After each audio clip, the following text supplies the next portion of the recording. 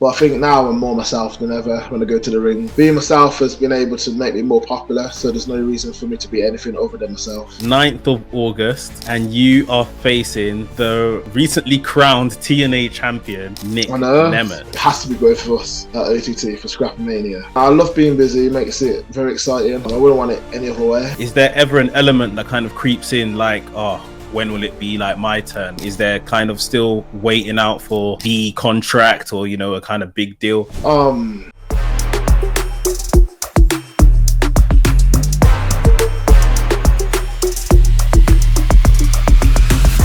So it's great to be able to sit down and talk with you, bro. The last time we saw each other, it was actually in the airport in Philadelphia. We're coming back home, I guess. Philly. Yeah, way back from Philly. Obviously, you were busy, very busy over that WrestleMania weekend, as it were. How did you take in that particular weekend? It was a crazy week, man. I hadn't ever experienced anything like it ever. Not much time to sleep. There wasn't time to eat, to be honest. I was napping backstage in between shows, but like it was a wicked experience, and it was very important for my career, I think, that week. Was that like one of your first WrestleMania weeks that you've had? Second, I was there last year in LA. Nice. So funny enough, that was my second WrestleMania week, as it were, as well, making content out there. And yeah, it was definitely something special. And one of my highlights was Progress. And we got to see you obviously at Progress that week. And it's like, I don't know, it kind of hits different when you're seeing your own in terms of Brits out there in the States and the crowd are going mad for you. And it's just like, yeah, he's one of ours sort of thing. What are fans like, would you say, stateside, when you're kind of, you know, in the GCWs and Progress abroad and stuff like that? Some places are absolutely crazy. Like there's lots of boisterous, like, excuse the pun, but like boisterous crowds. I was at Defy earlier. No, it was last month now, in July, about 2 weeks ago. That place was crazy. I've been to some wicked venues. LA venue for GCW as well. That's a wicked venue. Great crowd. Want to make noise, want to cheer, want to boo, want to be involved in the show. So they're the best crowds to perform in front of. Nice. I guess that gives you guys as performers the energy you need, and yeah, you know, me definitely, for sure. Yeah, gives nice. me that how do they take me a second wind.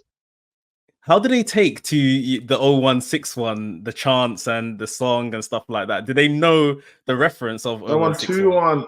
012? Oh, that's Manchester, innit? My bad. I think some people do, some people don't. Some people come to me at the end, go to merch, and they're like, what does 012 mean?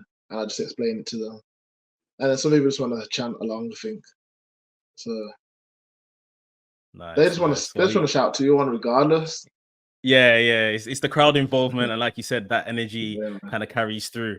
And it's great to see, like I mentioned, the more kind of British stars we're seeing stateside, as you know, that has always kind of been the lands that everyone is kind of chasing in terms of this business, especially for our guys over here. Who are some of the favorites that are kind of still on the indie scene in Britain that are the favorites in the US, would you say? As in, like, who's the best in the UK, or who do the US audience like? Who do they enjoy the most? Like that is still like within the indies, not anyone that's kind of made it mainstream. Well, I know that like Michael Oku, because I tagged with him when I did my Defy debut on WrestleMania week. Leon Slater, my tag partner, my boy. I think them two are probably the most, like, ones who they're back and forth. I say me, Leon, and Mike all flying the flag for British wrestling in America at the moment. But I know there's some more people who will be going soon. But I don't want to be dropping spoilers and that. But there'll be more to join us. No, that's amazing. And how have you found it in terms of like navigating? Do the promoters help you with, you know, this is where the show is, hotels, moving around America and things like that? I get looked after super well. Like, usually we'll land, there'll be someone to pick us up either take us to the hotel or take us to the venue, or take us to get something to eat. Like, I'm very fortunate to be looked after very well when I'm in America. Mainly from GCW, but everywhere that's looked after me well. Defy looked after me, Mark Haskins well. Naptown, Arshay. There's not a bad word to say about any of them, to be honest. You're getting that top shelf treatment now. Yeah, like man, that's right. I expect no less, though. Man said he's getting taken to eat. I was like, okay. Man. I've been to some man. good food spots, man. Nice. What's your favorite? Oh man, I'd have to say it'd have to be Shake Shack at the moment. Okay. But I do like Waffle House. In-N-Out's alright. In-N-Out, I got better burgers than the fries in it. So I won't rate the fries, but I might get some hate for this now. But yeah, I won't rate the fries. But in terms of burger, Shake Shack is undefeated. Okay. All right. We're gonna have a quick conversation about food because yes, Shake Shack burgers 100%. I personally think In-N-Out is garbage. And their milkshakes. And their fries. Whole package, man. Fair enough. What about Chick-fil-A? You never went to Chick-fil-A? I went there as well, to be fair. That's high up. It's high up. Yeah. But it wasn't better than Shake Shack, though. Fair enough. You mentioned Leon Slater doing some massively impressive things right now. Recently signed to TNA. Obviously, you know where you're good friends with Dan Maloney, Drilla Maloney as well. How's it been watching these guys' journeys over the last 12 months? It's been very cool, of course. Like, I still see them pretty frequently. I see Dan next week at OT2. And I saw Leon this past weekend at Progress. Like, they're both doing very, very well. Both very talented wrestlers. And both very hardworking. So it's good to see the hard work pay off with both of them. 100%. We're all human beings, and as much as we kind of enjoy seeing our friends do well, is there ever an element that kind of creeps in, like, oh, when will it be like my turn? When will I kind of ascend to these positions? Because obviously you've been doing a great job, you know, at home and abroad now, sort of thing. Is there kind of still waiting out for the contract or, you know, a kind of big deal? And how does it play on your mind, like I said earlier, about, you know, when will it be? All defines how you define like success or what you love. So I love wrestling on the indies. I love creative freedom. I love being able to pitch crazy ideas to things. I like not being so tightly managed at the moment. I think it makes my career exciting, unpredictable, and a lot of things like that. So like maybe sometimes would like think how it would be with a contractor situation, but I'm enjoying it now. I'm still having wicked matches week in, week out, all over. I would like to do that on a bigger audience at some point for sure, but like to say I'm loving wrestling for GCW, for Progress, for OTT, a whole bunch of promotions to Defy. Like, I'm really enjoying it at the moment. It's the best that my career's been so far, so I'm trying to make the most of it. Wrestling Nic Nemeth next week, etc. So I'm still wrestling the very best wrestlers. You are definitely. You mentioned obviously how much fun you're having at the moment, and I would agree with that. I feel like when I first got introduced to Dereiss, maybe about 4 or 5 years ago, not to say like you were like over like serious and stoic wrestler then, but I just feel like nowadays I can see you're having a lot more fun with things. Would I be right in saying that you've kind of had like a bit of a I think change? I feel more comfortable being able to be myself. I think I wasn't sure whether like how much I could be myself when I'm wrestling, so I don't know. I'd just kind of play it safe. But I think now I'm more myself than ever when I go to the ring, when I come out the ring. Like, I wouldn't say I have a gimmick like others. I'm just myself, times by 100, which is a bit of a cliche, but literally is how it is at the moment. Yeah, so I guess it is just the comfortability has just made you kind of, you know, loosen up, as it were. Yeah, I think because I'm not scared about like anything. As in, I just feel like being myself has been able to make me more popular. So there's no reason for me to be anything other than myself. Do you think that's advice like more wrestlers should take on, or is it kind of like firstly you have to get in the door, conform to the office or what they want you to do before you can become yourself? Would you think it's just like good advice, be yourself from the jump? You should be yourself to some extent. Everyone should be, but it works differently for other people. So like some people may have to put on a performance, might have to put on a mask to bring out another side of them.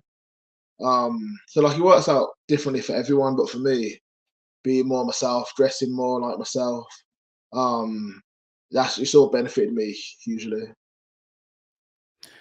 I'm glad you mentioned dressing. You've now kind of opted for the long pants, and amongst circles I'm in, there was a very controversial. Why did we go from the trunks to the longer tights, the pants What do you look? mean controversial? People So are saying, some people are saying like, oh, like they think, oh, you looked better in the trunks. Some people are saying, oh, I don't know about the pants sort of thing. You're still getting it done in the ring. You're still having terrific matches. But it definitely is a talking point with some people that I talk to when I go out to events and stuff as well. So yeah, why the change?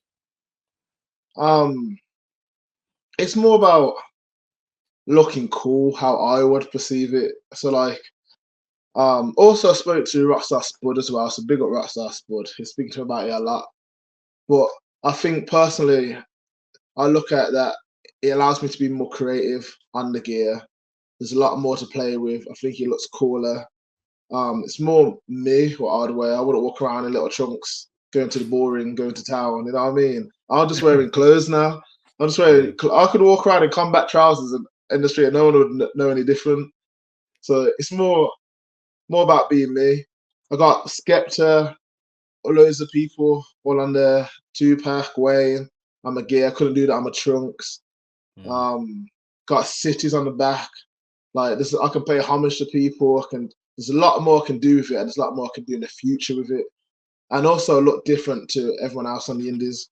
How many wrestlers have you seen in little biker shorts? Like there's enough of those. So there's no need for me to wear them either. Only when it's a hot day is when I wish I was still in biker shorts. When it's hot. No, it's all about, like you said, this kind of really just finding yourself, and I respect it. If that's what you're comfortable in, and like you're saying, it's got quite some symbolism. It's allowing you to kind of be more expressive with what you're putting on on the trousers, on the pants. Then go for it. You mentioned earlier when you talked about Dan Maloney, Leon Slater, hard work pays off. The work they've put in. I think that's one of the things I noticed about you very early is that Man Like Dereiss works hard. I absolutely love every time, like I might be scrolling through Instagram and I see, the lyrical Dragon Tour posters. I think just on a separate note, I think those are actually genius as a way of how you've marketed yourself. And, at first I thought, oh, so it means that I guess the tour is ending. And then I realized that, these are just going to be continually coming out. The dates, the tour doesn't stop because Dereiss doesn't stop. And you're everywhere sort of thing. With all the hard work and all the dates you're doing, and now, like you said, you're forward and back from the States and stuff, like how do you rest, look after yourself, your body, your mental health? Like what does like down periods look like for you, and are you getting enough rest? So I try book frequent massages to keep my body from like fatiguing too much. I try to eat as much as possible, like the correct healthy foods. I do love chocolates and cakes, as you heard, and burgers. But yeah, been eating my vitamins, my minerals, drinking my water, and just staying on top of things because they are very important, especially in the later years. So I've been told anyway. Lots of stretching in the gym. So yeah, there's a lot of things come together to create a bigger picture, really. But yeah, and I love being busy. It makes it very exciting. I get to go to lots of different cities, different towns, different countries. I wouldn't want it any other way. From when you started wrestling, what's like the longest period you've been off, whether it be through injury or whatever? Like, what's the longest period you've like just not wrestled in between, say, matches? since the Lyrical Dragon tours began, because I've probably had, like before COVID, it's probably like I had loads of time, so I won't book that frequently. But since Lyrical Dragon tour, which has been going on since 2021, like I'd honestly say 2 weeks, or like a weekend of no wrestling. Probably is the longest I've had off wrestling since that time. Like you probably can go back and have a look through it all, but yeah, I think 2 weeks is the longest. I can't remember the last time I had 3 weeks off of wrestling. I feel like I'm not a wrestler if I had 3 weeks off wrestling. Do you go on holiday or anything like that, or do you see when you travel for wrestling as your holiday? I usually go on holiday at my birthday. Well, I have done the past 2 years anyway. My birthday's on the 5th of January, so usually we would do like unboxing. Then the next day I'd go on holiday, and either fly back for that weekend or whatever. I think I had 2 weeks off then this year. I think we had unboxing, went on holiday, came back and did New Wave Wrestling in Cardiff. So I did this year, and then last year I did something similar. Cool, good stuff. But yeah, I highly advise going on holiday at the start of the year. It's the best. Like it's why the start as opposed to anyone else? If you go in the summer, like you're gonna be there, you're gonna be fighting 6-year-olds for food and everything. Like it's not ideal. You go in January, just after Christmas. People are going back to school. It's just quiet, so you just get to do more things. As in like stuff where you'd be queuing for, you're not queuing for. Things are open. It's not rammed. You can go up to the bar and buy a drink. Like I love it. I do, and it's usually a bit cheaper, I think, than going in July. So probably is, yeah, probably is. Okay, and obviously you mentioned the holidays as a bit of a relaxing thing to do around your birthday, and then how you're looking after yourself. What about things like hobbies? Obviously, with what you do and how you come to the ring, you're very much into music. Is music still like a very big passion of yours? Is there gonna be like something massive, wrestling and music maybe one day that we see from Dereiss? Hopefully. But yeah, I've always loved music. When I was growing up, it was like all I ever thought about, I used to follow these artists like religiously, like what music they're dropping, albums dropping next week, where they're performing. It used to be like ridiculous. I used to know all the rumors, you know what I mean? I used to know everything. Obviously, I can't keep up as much as I did then now, but I still know quite a lot about what's going on. But yeah, it's a massive part of my life growing up, especially like my later teenage years, grime music especially. So yeah, man, I love music still. And other hobbies, I love Marvel as well. I guess that's a hobby. I guess just watching Marvel. Cool. On music, you mentioned grime specifically, so give me your Mount Rushmore of grime artists. Rushmore.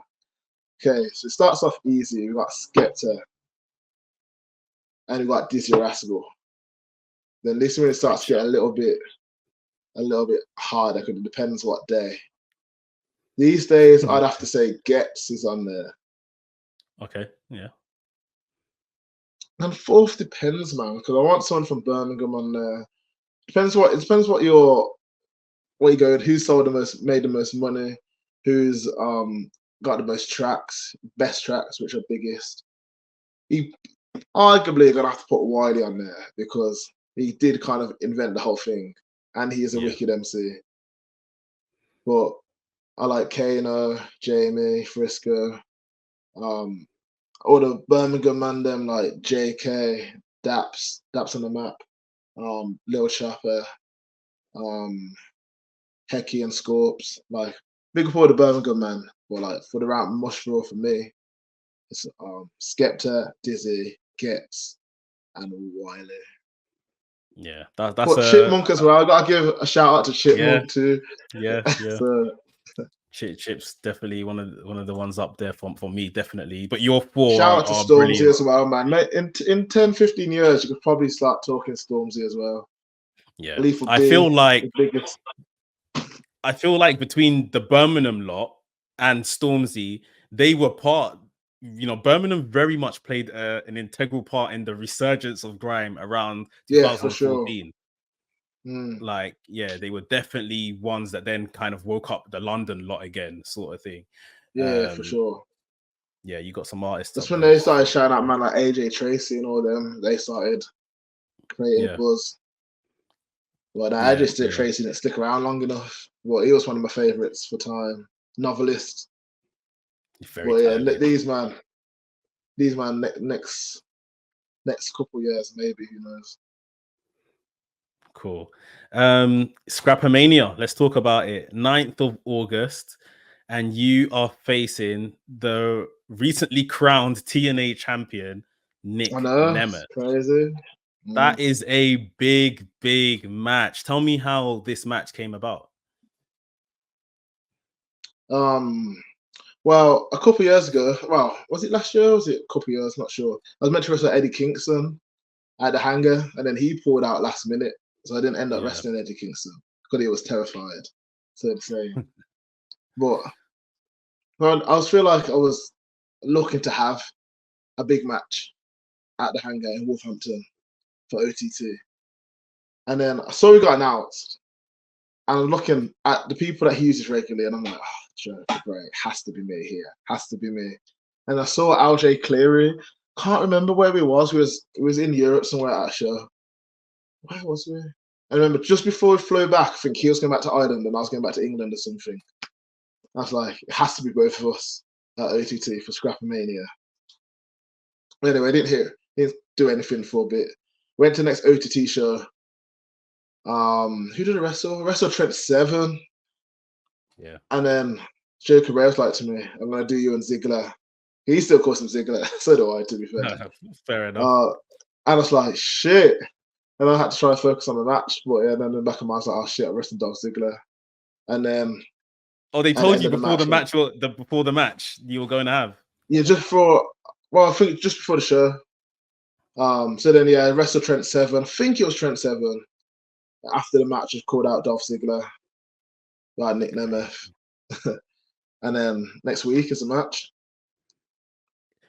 Does preparation in any way change because of, I guess, the level of star you're taking on?